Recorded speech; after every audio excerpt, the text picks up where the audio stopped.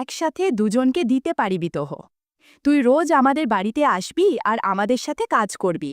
আমি কাল থেকে ওখানে লোশন লাগিয়ে রাখব, সাথে দুর্গন্ধ না আসে। অল্পতেও ক্লান্ত হলে চলবে না। লতিকা কাকি আমার বাড়ির ঠিক পিছনের ফ্ল্যাটেই থাকে। কাকি এতটাই সুন্দরী যে সে পাড়ার সব ছেলেদের কাছে খুব প্রিয়। প্রায় 5 ফুট 7 ইঞ্চি লম্বা, স্লিম শরীরের অধিকারিণী। লতিকা কাকির বয়স কিন্তু খুব একটা কম নয়, 42 বছর বয়স। তার ছেলেরই বর্তমানে 21 বছর বয়স এবং সে মুম্বাইয়ে ফিল্ম সম্পাদনার কাজে নিযুক্ত। অথচ চালচলনের জন্য কাকির বয়স 33 বছরের বেশি মনেই হয় না। হ্যাঁ, আমি তাকে আমার সমবয়সী মনে করি।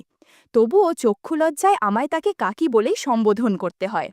যার ছেলেরই 21 বছর বয়স, সেই মহিলা যে এখনও কি করে তার সৌন্দর্য ধরে রেখেছে ভাবাই যায় না। কাকিকে জিন্সের প্যান্ট, ফুল বা half skirt, lehenga, palazzo, T shirt, গেঞ্জি বা টপ পরলে আরও যেন বেশি সুন্দরী মনে হয়। এবং সৌভাগ্যক্রমে কাকি ওয়েস্টার্ন পোশাক পরতেই বেশি পছন্দ করে। শ্যাম্পু করা খোলা চুলের ওপর রোদ চশমা আটকে, চোখে আইলাইনার এবং আইশ্যাডো, ঠোঁটে লিপস্টিক লাগিয়ে ওয়েস্টার্ন পোশাকে সুসজ্জিত হয়ে ছেলের সাথে বেরুলে এখনও লতিকা কাকিকে ছেলেরই বান্ধবী বা দিদি বলেই মনে হয়। লতিকা কাকির স্বামী সমরেশ দা, প্রায় 50 বছর বয়স, তাই তার পাশে কাকিকে যেন তার মেয়ে বলেই মনে হয়। সমরেশ তার বয়স হওয়ার দরুন এখন আর আগের মতো কাজ করতে পারে না। সেজন্য কাকি আমার মতো পাড়াতুতো ভাতিজাদের সাথে কথা বলতে খুব ভালোবাসে। আমি হলাম কাকির সব থেকে বেশি স্নেহের ভাতিজা। সে নতুন নতুন রান্না করতে খুব ভালোবাসে। নতুন কোনো পদ তৈরি করলেই কাকি আমায় ডাক দেয় এবং প্রায়শই সমরেশ তার পূর্বেই আমার সেই পদ আস্বাদন করা হয়ে যায়। আমিও কাকির ডাক পাবার অপেক্ষায় থাকি। আসলে আমার মূল আনন্দ ছিল কাকির সাথে কিছুক্ষণ গল্প করা। রান্নার স্বাদ নেওয়ার চেয়ে সেটাই আমার কাছে বেশি আকর্ষণীয়। কাকি সবসময় ঘরোয়া পোশাকেই আমার সামনে নির্ভার ভঙ্গিতে চলাফেরা করত। আমার খুবই আশ্চর্য হয় যে 46 বছর বয়সেও তার সৌন্দর্য ধরে রাখতে পেরেছে। একদিন দুপুরে দেখলাম কাকির একটা পোশাক হাওয়ায় উড়ে আমার বাড়ির ছাদে চলে এসেছে। আমি সেটা তুলে নিলাম। মনে হলো ওটা কিছুক্ষণ আগেই মেলা হয়েছিল। সেই সময় আমার কাছে কাকির কোনো জিনিসই খুব মূল্যবান মনে হতো। তাই ওই জামাটা আমি স্মৃতিচিহ্ন হিসেবে রেখে দিলাম। তার ছেলে আমার থেকে মাত্র 9 বছর ছোট। অর্থাৎ হিসাব মতো কাকি আমার কাকিমার তুল্য ছিল। কিন্তু কাকি যেভাবে পরিপাটি হয়ে নিজের সৌন্দর্য ধরে রেখেছে, শুধু আমি কেন, আমার থেকে বয়সে ছোট পাড়ার অন্য ছেলেরাও অবাক হয়ে যায়। একদিন দুপুরে লতিকা কাকি চিকেনের একটা বিশেষ পদ তৈরি করল। আমি সেই সময় আমার বাড়ির ছাদে ছিলাম, তাই নিজের ফ্ল্যাটের বারান্দায় দাঁড়িয়ে কাকি আমায় ডাক দিয়ে বলল, রবি, একবার আমার বাড়িতে এসো, আমি চিকেনের একটা বিশেষ পদ বানিয়েছি, একবার খেয়ে বলো তো কেমন রান্না হয়েছে। না বন্ধুবান, আমি খুব একটা পেটুক নই। তবুও কাকির ডাক এলে আমি না গিয়ে পারি না। ওর সান্নিধ্যে কিছুক্ষণ কাটানোর টানটাই আসল কারণ। এই ভেবে আমি তখনই কাকির ফ্ল্যাটে রওনা দিলাম। ওই সময় সমরেশ তা কাজে বেরিয়ে গিয়েছিল, তাই কাকি বাড়িতে একাই ছিল। তবে ওই দিন কাকি তার চিরাচরিত ঘরের পোশাক ম্যাক্সি না পরে ধূসর রঙের প্যালাজো এবং টপ পরেছিল। কাকি আমার দিকে একটা দুষ্টু মিষ্টি হাসি ছুঁড়ে বলল, রবি, তুমি বসো, আমি রান্নাঘর থেকে আমার তৈরি করা নতুন পদটা নিয়ে আসি, তুমি খেয়ে বলবে কেমন হয়েছে। এই বলে কাকি সুন্দরভাবে রান্নাঘরে ঢুকে গেল। আমি কোনোভাবে নিজেকে নিয়ন্ত্রণ করে ডাইনিং টেবিলে চুপ করে বসে রইলাম। কয়েক মুহূর্তের মধ্যে কাকি সদ্য বানানো পদ হাতে নিয়ে রান্নাঘর থেকে বেরিয়ে এলো এবং আমার সামনে রেখে বলল, রবি, এটা খেয়ে বলো তো কেমন হয়েছে। আমি খাবারটা মুখে নিয়ে বললাম, কাকি, একটা কথা বলবো, রাগ করবে না তো? যেমন তুমি নিজে অপরূপা, তেমনি তোমার অপরূপ সৃষ্টি, তোমার হাতে জাদু আছে। আজ তুমি যেমন সুন্দর করে সাজছ, ঠিক তেমনই তোমার রান্নাটাও দারুণ হয়েছে। কাকি নিজের এবং নিজের রান্নার প্রশংসা শুনে ভীষণ খুশি হয়ে বলল, রবি, প্রতিবারেই তুমি যখন আসো আমি ম্যাক্সি পরে থাকি। আজ ভাবলাম একটু নতুন করে সাজগোজ করি, তাহলে এই পোশাকে আমায় বেশি সুন্দরী লাগছে, তাই তো? আমি প্রশংসার সুরে বললাম, কাকি, 100 ভাগ শিওর হয়ে বলছি তুমি অনেক সুন্দরী। তোমায় দেখে বিশ্বাস হয় না তোমার 21 বছরের ছেলে আছে। তোমাকে দেখে কেউ বিশ্বাসই করবে না তুমি শাশুড়ি হওয়ার মতো বয়সে পৌঁছেছ। আর তখন তোমার সাজসজ্জা দেখে তো আমন্ত্রিত অতিথিরা বুঝতে পারবে না কোনটা শাশুড়ি আর কোনটা বউ। আমি সবসময় ভাবি সমরেশদা কি কপাল করেছে যার জন্য তার স্ত্রী এত রূপসী। লতিকা কাকি আমার প্রশংসায় শুনে বলল, ভাতিজা তুমি ঠিক বলেছ। হ্যাঁ গো, তোমার সমরেশদাকে আমার পাশে সত্যিই বুড়ো মনে হয়। সমরেশদা আগের মতো শক্তপোক্ত নেই, তাই সংসারের কাজকর্মে তোমাদের মতো তরুণদের সাহায্য আমার ভরসা। দাঁড়াও, আমি তোমার জন্য ঘরে বানানো মিষ্টি নিয়ে আসছি। কাকির বানানো মিষ্টি দেখেই আমি অবাক। এ কি, একটা প্লেটে রাজভোগ আর কালোজাম সুন্দরভাবে সাজানো ছিল। কাকি রহস্যময়ী হাসি দিয়ে বলল, রবি, মিষ্টিগুলো খেয়ে দেখো কেমন হয়েছে। অনেক সময় নিয়ে বানিয়েছি। আসলে দোকানের মিষ্টি আমার বেশি একটা ভালো লাগে না। কথায় কথায় অনেক কিছু ঘটে যাচ্ছিল। বন্ধুরা, ইউটিউবের কড়া নিয়মের কারণে এসব ঘটনা সরাসরি বলা যাচ্ছে না। তোমরা কমেন্টে দেয়া লিঙ্ক থেকে আমার ওয়েবসাইট ভিজিট করো, সেখানে একদম খোলাবেলা গল্প দেয়া আছে।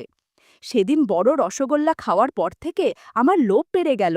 ভালো কৃতিত্বের জন্য আমি সেদিনই কাকির সাথে কাজ করার চাকরিতে বহাল হয়েছিলাম। কাকি আমার কাজে খুবই সন্তুষ্ট হয়েছে। বন্ধুরা, তোমরা নিশ্চয়ই বুঝতে পেরেছ কিসের কথা বলছি। আমার বাড়ি ফেরার আগে কাকি বলল, এই ভাতিজা শোনো না, আমার বাড়ির কাজের বউ কাকলি খুবই সুন্দরী। তারও বয়স 40 বছরের কাছাকাছি। কাকলির বিয়ে হয়ে গেছে এবং তার একটা ছেলেও আছে, কিন্তু কাকলির স্বামী ভবঘুরে টাইপের। কাকলির প্রতি একদম উদাসীন, সেজন্য কাকলি বেচারাও খুব কষ্ট পাচ্ছে। তুমি কি আমার মতো কাকলির কষ্ট দূর করতে রাজি আছো?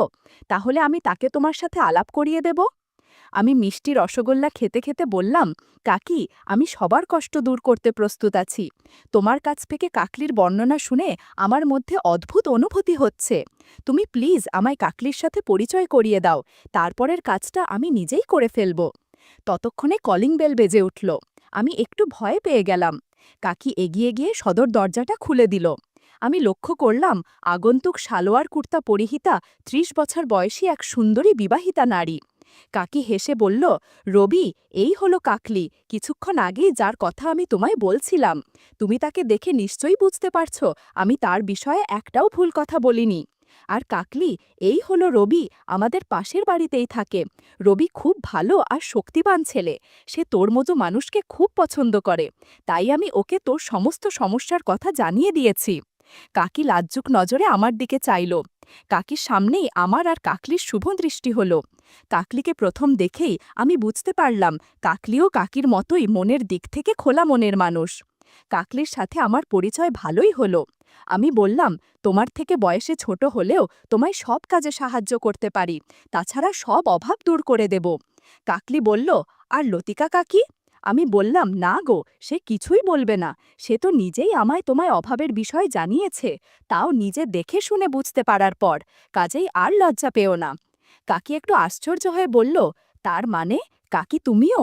তোমার সাথে তো দাদাবাবু আছে, তাহলে তোমার আর কিসের অভাব ছিল? লতি আমাকে ঘরের কাজে সাহায্য করেছে। আমি বলছি, তুইও যদি রবির সাহায্য নাস, দেখবি মনটা অনেক হালকা লাগবে। কাকি মুচকি হেসে বলল, রবি আসলেই অনেক দক্ষ, তা দেখেই বোঝা যাচ্ছে। এই ভাই, আমি তোমার চেয়ে বয়সে বড়, তাই সোজাসুজি তোমার নাম নিয়ে ফেললাম। তুমি কিছু মনে করলে না তো? আমি একটা মিষ্টি রসগোল্লা নিয়ে বললাম, আমরা এখন থেকে একসাথে কাজ করব, এতে কোনো অসুবিধা নেই। আমি কথা দিচ্ছি, তোমাদের যতটুকু প্রয়োজন আমি যথাসাধ্য সাহায্য করব। লতিকা কাকি মুচকি হেসে বলল, রবি, তাহলে তোমার কাকলিকে পছন্দ হয়েছে, তাই তো? আমি বললাম, হ্যাঁ, পছন্দ হয়েছে। আর কাকলি, তোর রবিকে পছন্দ হয়েছে তো? কাকলি বলল, হ্যাঁ দিদিভাই, রবিকে আমার ভীষণ ভীষণ পছন্দ হয়েছে। লতিকা কাকি বলল, তাহলে চলো শুরু করা যাক, অনেকটা জমে গেছে, দেরি করলে হবে না। বন্ধুরা, ইউটিউবের কড়া নিয়মের কারণে এসব ঘটনা সরাসরি বলা যাচ্ছে না। তোমরা কমেন্টে দেয়া লিঙ্ক থেকে আমার ওয়েবসাইট ভিজিট করো, সেখানে একদম খোলামেলা গল্প দেয়া আছে। 2 ঘন্টা একটানা ঘরের কাজ করে আমি কিছুটা ক্লান্ত হয়ে পড়েছিলাম। আসলে আমার ধারণা ছিল না একসাথে দুজনের ঘরের কাজ সামলানো এতটা কঠিন হবে। 2 দিন পর আবার কাজ করার জন্য ডাক আসলো। আমি নির্ধারিত সময়ে লতিকা কাকির ফ্ল্যাটে হাজির হয়ে গেলাম। কাকলি ওই সময় ঘরের কাজে ব্যস্ত ছিল। কাকলি বাসন পরিষ্কার করছিল। ওই দিন তার পরনে ছিল লেগিংস আর কুর্তি। আমি ঘরে ঢুকেই প্রথমে লতিকা কাকির সাথে কথা বললাম। কাকলি আমার দিকে তাকিয়ে বলল, কি গো রবি, তুমি তৈরি আছো তো? এজন্যই কিন্তু তোমায় 2 দিন বিরতি দেওয়া হয়েছিল, যাতে তুমি একসাথে আমাদের সাথে কাজ করতে পারো। এরপর গত দিনের মতো আবারও কাজ শুরু করলাম। বুঝতে পারলাম 2 দিনে অনেক কাজ জমে আছে। আমি সম্পূর্ণ এক নতুন অভিজ্ঞতা পাচ্ছিলাম। প্রায় 40 মিনিট ধরে কাজ করার পর আমি বুঝতে পারলাম আমার পক্ষে আর বেশিক্ষণ কাজ সম্ভব নয়। একটু পর লতিকা কাকি বলল, কাকলি, তাহলে রবি তোকে সাহায্য করতে পেরেছে তো? 100 বার পেরেছে দিদিভাই, কাকলি আনন্দে প্রায় চেঁচিয়েই বলল। দিদিভাই, এর জন্য আমি তোমাকেও ধন্যবাদ জানাই, কারণ তুমি আমায় তোমার নিজেরই বাড়িতে এই সুযোগ করে দিয়েছ। তবে ভাই রবি, তোমায় কিন্তু বারবার আসতে হবে এবং এইভাবে আমাদের সাথে কাজ করতে হবে। লতিকা কাকি হাসিমুখ নিয়ে বলল, হ্যাঁ রে, যা বলেছিস। রবি, তুমি মনে রেখো, মাঝে মধ্যেই কিন্তু আমাদের সাথে কাজ করতে হবে। এই বাড়ি তোমার, এই ঘর তোমার, তাই আমাদের ঘরের কাজে সাহায্য করার দায়িত্বও কিন্তু তোমারই।